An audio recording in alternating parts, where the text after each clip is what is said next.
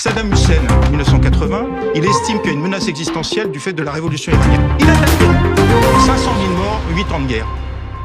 Vladimir Poutine estime qu'il y a une menace existentielle du fait de l'adhésion de l'Ukraine à l'OTAN. Il attaque l'Ukraine et c'est pas bien, etc. Donc si vous voulez, qui décide que c'est la menace existentielle? Donc le pays en question décide que c'est une menace existentielle, il attaque, vous vous rendez compte le monde dans lequel... Parce que le régime menace Israël. Non, c'est pas vrai. Ah bon. Si vous voulez, d'autre part, sur le point du problème nucléaire, il faut arrêter de... Non mais je parle des menaces. Oui, mais Au-delà ils même n'ont du jamais nucléaire. menacé d'attaquer Israël. On mélange tout parce que je pense qu'il y a une manipulation de la population. On parle du programme nucléaire iranien et on nous parle toujours, je connais bien la chanson parce que ça fait des années que je travaille dessus, on nous parle de ces menaces qui sont vraies, de ces attaques directes contre l'existence d'Israël de la part des dirigeants iraniens, mais les deux sont pas liés.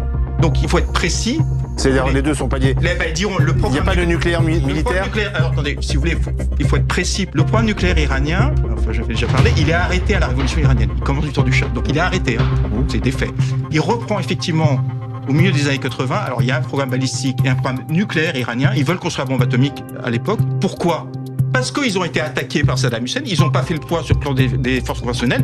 Tous les pays occidentaux ont été aidés Saddam Hussein, dont la France, et le Conseil de sécurité des Nations Unies, j'en reviens au droit international, n'a jamais condamné l'attaque Saddam Hussein. Donc ils se sont dit, on est seul face à tout le monde, et le droit international ne protège pas. On a besoin d'une force de dissuasion comme la France. Donc, si vous trouvez un spécialiste de l'Iran qui peut vous dire le contraire, le programme nucléaire militaire iranien, il est lié à la volonté d'avoir une force de dissuasion. Ils ont joué depuis la sortie de Trump de l'accord, donc Trump est quand même directement responsable de la situation d'aujourd'hui.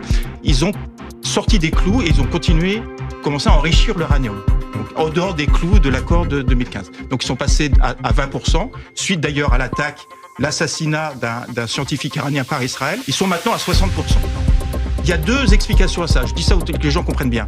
La première explication, c'est que leur seul moyen de pression face aux États-Unis et la communauté internationale, c'est de dire si vous rentrez pas dans l'accord, on continue. Il faut les comprendre si vous voulez. Ils n'ont pas d'autres moyens de pression. On voit très bien, le droit international n'existe plus. Excusez, je termine. Parce que c'est important pour comprendre pourquoi il y a la guerre et le mensonge qui est en train d'être fait actuellement. Deuxième explication, c'est qu'ils veulent devenir, je crois que vous avez des spécialistes des questions nucléaires, une puissance du seuil. Quand vous êtes une puissance du seuil, vous ne voulez pas faire la bombe atomique, mais vous avez de telles maîtrises de l'enrichissement d'uranium que vous pouvez la fabriquer rapidement. Ce qui veut dire que c'est pas la même chose que d'avoir la bombe atomique. Ce qui veut dire qu'il faudrait savoir si Donald Trump a les preuves. Moi, je demande d'avoir les preuves. Est-ce que l'Iran avait décidé de construire une bombe atomique? Tous les services secrets de la planète disent non. Même les propres services secrets américains ont dit à Trump non. On n'a pas les éléments qui permettent de dire que l'Iran est allé vers la... On peut être précis quand même.